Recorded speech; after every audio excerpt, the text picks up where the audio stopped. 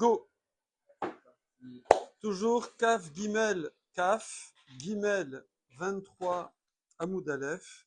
Et on est sur les cultures de corail.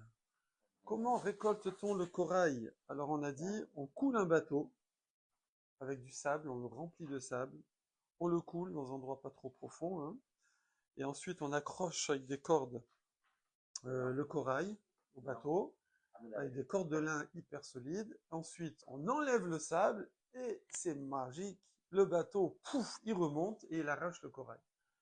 Et le corail, on disait, ou mahalif al-had tren bekaspa. Hein, c'est l'araméen. Alors on est au mahalif, on est à peu près, voilà, tu l'as? Ouais, presque en bas. Presque en bas. Ouais, à côté de Chata. Là, Rai. Ouais. Et donc on échange 1 contre 2 sur de l'argent. Ouais, ça veut dire que ça valait 2 fois plus cher que l'argent. Qu'est-ce qu'on faisait avec du corail? Je sais pas, qu'est-ce qu'on fait avec du corail? Peut-être c'est le plastique de l'époque, plastique cher. C'est très solide, faire des bijoux, des choses, des peignes, des trucs. Ok. Alors, la Gemara continue sur un peu ce sujet-là. On est sur la géopolitique. Elle nous dit Tlat Parvata Avian. Il y avait 3 Parvata. Un Tlat, c'est Shlosha. C'est quoi un Parvata? Regardez, le Vav. Ouais, le Vav, c'est une voyelle, normalement. Là, on l'a fait Va. Mais vous faites P, Resh, Tav, un port. Port de bateau. Parvata, araméen, français, un port. Voilà. C'est le T du port. Oui, il y a le T, il y a tout, il y a tout. Voilà. Donc, Parvata, Avian. Il y avait 3 ports. Tarté, B, Aramae. Il y en avait 2 qui étaient à Aramae. Alors, il y en a qui corrigent dans un Ktiviad et qui disent Romae, romain, en Italie, on va dire. Hein? Voilà, il y en a qui. Alors, soit araméen, soit Rome. Voilà. Enfin, Rome, Italie, je sais pas. Donc, il y en a 2 qui étaient à Aram, d'accord? Et Chad, DB, Parsae. Et un qui était en Perse. Paras ou Madaï. Voilà. DB, Aramae, alors Maskan, Kassita. Dans les 2 ports de Aram, on faisait monter Maskan, on dit Léasik, c'est monté, normalement c'est avec un N, mais bon. Maskana, ça s'écrit pas comme ça, bref, c'est de l'araméen. Kassita, on faisait monter du Almugin, donc c'est toujours notre fameux corail. Ouais. Il y a 2 ports, on exploitait le corail. Avant là, ouais. En fait, on était sur Erez à la base, sur le cèdre, et en fait, le corail, c'est étonnant, mais il est dans la famille des cèdres. C'est un corail de mer, voilà. Pour remettre dans le contexte, ouais. Là, on était dans l'annonce de Rosh Chodesh avec des bâtons, ouais. avec le feu. Mmh. Et là, on est dans la description quel type de bâton utiliser pour faire le feu. De bois. Dans les bois, on a parlé de cèdre, ça de la famille des cèdres, dont le corail. Là, il est parti dans les corails, comment les récupérer. Ouais. Alors après, c'est très étonnant parce que dans les cèdres, ils mettent le sapin, la myrte, ils mettent le buis, enfin des trucs, et le corail. Bon, donc c'est pas le cèdre. Il y a le cèdre qu'on connaît. Bon, donc c'est une classification botanique très large, on va dire. En tout cas, voilà. Donc, alors comment il faisait? Par contre, ici dans la note, il dit là, il plongeait. Ils se prenaient pas la tête avec le bateau. Ils plongeaient tranquillement et ils allaient chercher le corail au fond à la hache. Voilà. Donc ça, c'était dans les 2 ports. Et des P et des B. Ouais, en fait, ouais. Et des B Parsae, Maskan, Marganiyata. Et dans le port de Perse, là-bas, on allait chercher des perles. Oui. Umikaria Parvata des Mashmig. Et on l'appelait le port des rois. D'accord? Un Mashmig. C'est un roi en araméen. Un Mashmig. Ouais. Mashmig. Voilà. Bon. Ok. Ok. Amar Rabbi Yochanan, Kol Shita Veshita, donc chacun de ces arbres-là, on appelle Shita aussi, c'est un type de Erez, chez Natlu Nochim Yerushalayim, compris les non-juifs de Jérusalem. Quand les non-juifs ont conquis Jérusalem, ils ont aussi emporté, par exemple, les arbres pour les replanter. On a fait une soirée avec Rav Zeev Zizek, le fils de Rav Gérard Zizek, qui nous a fait une soirée vin fromage, parce qu'il a son exploitation de vin, donc il est viticulteur, publicité gratuite, Yekev, tapez dans Google Yekev Zeev. Et là-bas, il nous a dit qu'il y a une tradition, une massorette, que les vignes de France, le vin français, c'est les Romains qui ont piqué ces vignes à Jérusalem quand ils ont conquis Jérusalem. C'était des vignes d'Eretz Israël à la base, et maintenant elles retournent et elles font du vin de malade. Il a gagné des concours et tout. En plus, il y a le soleil et tout, il y a la doucha, la bracha.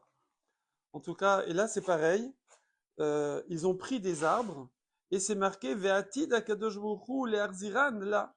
Et bien Hachem, il va les ramener ces arbres. Il va faire en sorte qu'on va les réimporter. Pour les replanter, on parle pas des troncs.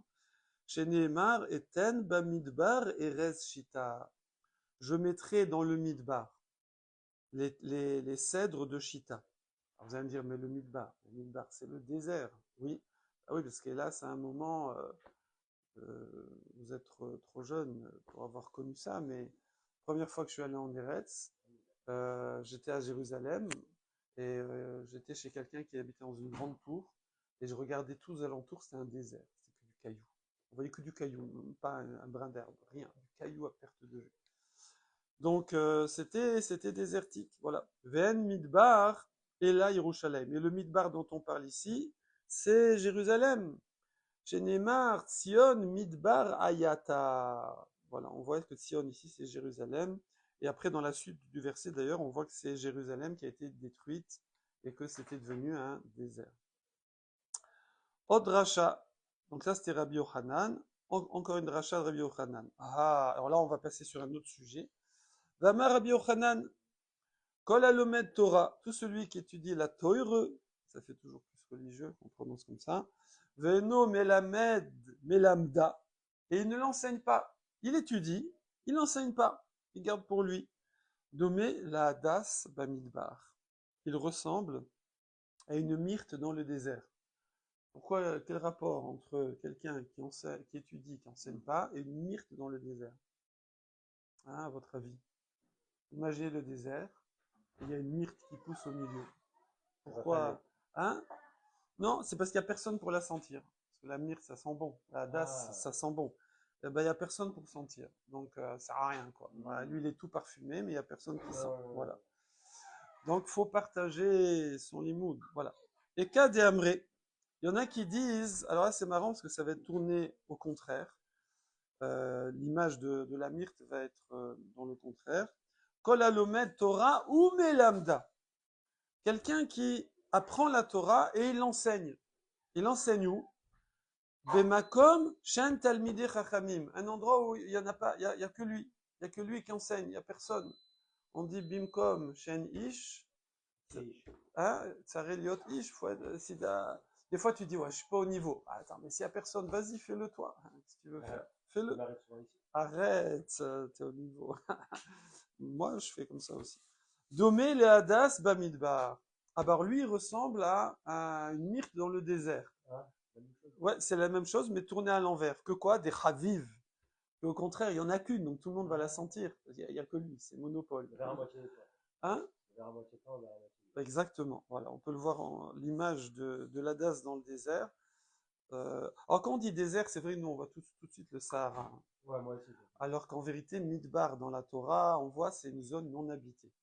C'est pas forcément le Sahara, c'est une zone non habitée. V'amar Rabbi Yochanan, oy lahem leovdei kochavim, aïe aïe aïe, malheur aux adorateurs des étoiles.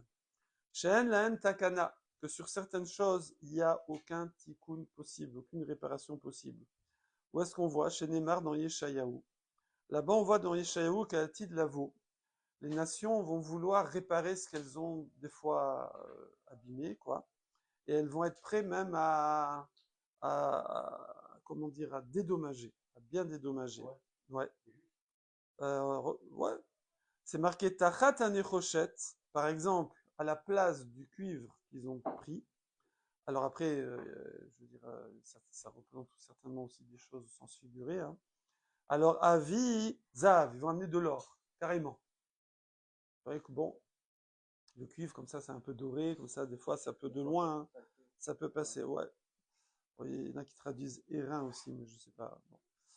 Betachat à Barzel, à la place du métal, Avi Kesef, de l'argent. Betachat à Etsim, à la place du bois qu'ils ont pris, Nechochet. Ils vont amener du cuivre. Betachat à Avanim, et à la place des pierres de construction, Barzel, ils vont amener du fer. Donc à chaque fois, ils vont amener plus que ce qu'ils avaient pris. Ah non, non. Ah ouais? Ah ouais? Ouf. Ah ouais. Ah ouais. Ah, c'est la guerre spatiale, ça y est. La Chine et la Russie ont dit c'est très dangereux de mettre des armes dans l'espace. Ah ouais, c'est dangereux. C'est pas bon pour les ondes. Tachat Rabbi Akiva. Il est, comment dire, bref. Tachat Rabbi Akiva, Vechaverav. Par contre, pour remplacer Rabbi Akiva, il a été tué par les Romains, ouais. Et Chaverav et tous les autres Rabbanim, la Sarah, Rougé, Malchut et tout, les 10 Tanaïm qui ont été tués. Maïmevin, qu'est-ce qu'ils pourront amener? Qu'est-ce qu'ils vont amener? Valen Omer, Veniketi, Damam Loniketi. Veniketi, je nettoierai, ça veut dire, Hachem va pardonner, mais leur sang, il ne pardonnera pas. C'est même il pourra pardonner ce qu'il pourra pardonner, mais tout sauf le sang des bénis Israël. Alors, très bien, on revient aux torches. Alors, on revient aux torches, un peu de géographie maintenant. On a dit qu'il il faisait un parcours depuis Jérusalem et après de montagne en montagne jusqu'à ce que toute la Gola, tout l'exil, voit la dernière torche et qu'il sache quand est-ce qu'était Rosh Chodesh. Ouais. Et c'est quoi le dernier spot de bivouac pour les... Alors c'était Baltine, ou Mibet Baltine, la maison de Baltine. Baltin. Vous connaissez Baltin? Voilà. Hein? Alors, Maï Bet Baltine, la Gemara demande, c'est quoi la maison de Baltine? Amar Rav Zo, ben c'est Biram. C'est Biram, voilà. Alors, Biram, c'est où? C'est au bout d'Eretz Israël, collé à la Babylonie. C'est-à-dire, en fait, et là, d'après cette version, c'est la dernière montagne qui est en Eretz Israël avant de passer à Babel Oued. Voilà. Comment? Alors Babel Oued, moi je voyais ça plus à l'est, Babylonie. Ouais. On n'a pas la. L'Irak, l'Iran, hein, c'est ça là normalement, c'est plus à l'est quoi. Liban c'est plus au nord. Donc Zobiram. Alors Maï Gola. Alors, tu vas me dire attends Gola, c'est quoi? Babylonie c'est immense, on va jusqu'en Chine, jusqu'à l'Himalaya là-bas. Donc jusqu'au Pakistan, je sais pas quoi, l'Inde. Donc ça veut dire quoi toute la Gola? C'est pas possible. Maï Gola, Amar Rav Yosef Zo Pumbedita. Il dit c'est quoi? C'est la ville principale de Babylonie où il y avait le plus grand yishuv de juifs. Mais attention, il va y avoir une petite correction qui est Pumbedita. Il y avait la fameuse yeshiva de Pumbedita. on dirait Walt Disney, hein? Ou Walt Disney, tu sais, l'ours qui danse là. Bumbedita. Ouais, Bumbedita. Bon, ok. Alors ici, ils nous disent que, en vérité, la plus grande ville, c'était pas Bumbedita. C'était Néardéa. Néardéa, d'accord? Il y a aussi un truc avec Walt Disney, Néardéa, je crois. Ils ont repris. Hein? Voilà, un truc qui ressemble, voilà. Et on s'y connaît, hein? On s'y connaît. En fait, Nerdea, c'était le plus grand centre de la Galoute à l'époque de la Mishnah. Là, c'est la Mishnah qui parle. Mais elle a été détruite. Elle a été détruite à l'époque au début des Amoraïm. À la fin de la Mishnah, au début des Amoraïm, ils ont détruit Nerdea. Qui a détruit Nerdea? Qui a fait ça? Qui a fait ça? La Malchoute Palmyra. Palmyre, voilà, Palmyre.